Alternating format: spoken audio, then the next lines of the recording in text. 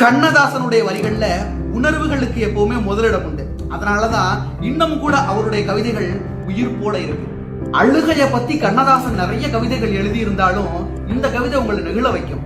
தொழுவது சுகமா, வண்ண தோகையின் கனிந்த மார்பில் விழுவது சுகமா, உண்ணும் விருந்துதான் சுகமா, இல்லை பழகிய காதல் எண்ணி பள்ளியில் தனியே சாய்ந்து அழுவதில் சுகம் என்பேன் யான். அறிந்தவர் அறிவாராக.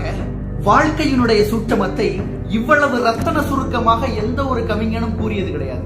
வீடு வரை உறவு, வீதி வரை மனைவி, காடு வரை பிள்ளை, கடைசி வரை யாரோ, ஆடி வரும் ஆட்டம் ஆயிரத்தில் நாட்டம், கூடி வரும் கூட்டம் கொள்ளி வரை வருமா, தொட்டிலுக்கு அன்னை கட்டிலுக்கு கண்ணி, பட்டினிக்கு தீனி கெட்ட பின்பு ஞானி. தமிழ் மொழியின் மீதான கண்ணதாசனின் காதல் அளப்பரியது. வெட்ட முயன்றாலும் வெளியுருட்டி பார்த்தாலும் தட்டி பறித்தாலும் தமிழெல்லால் ஏதுமில்லை. திருக்குறளை போல ஒரு பொருளும் இல்லை, மூவாத சிலம்பின்றேல் கூத்துமில்லை, தப்பாத புறமின்றேல் வீரமில்லை, தளிர் போலும் அகமல்லால் காதல் இல்லை. எப்போதும் தமிழ் மொழி போல் ஒரு மொழியே இல்லை, எப்போதும் தமிழ் மொழி போல் ஒரு மொழியே இல்லை.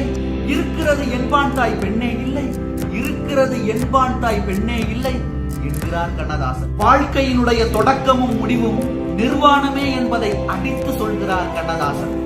நிர்வாண மேனிதான் இறைவன் கொடுத்ததே நிர்வாணம் இறுதியாகும், நில்லாத பருவமே நிமலன் கொடுத்ததே நில்லாமை உறுதியாகும். சர்வாங்க மெங்கனும் சாட்டை படைத்தவன் தத்துவம் இன்பமாகும்.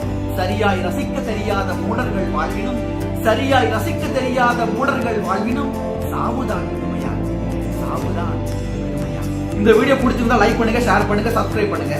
என்னோட வளர்ச்சிக்கு ரொம்ப பயனுள்ளதா இருக்கும்.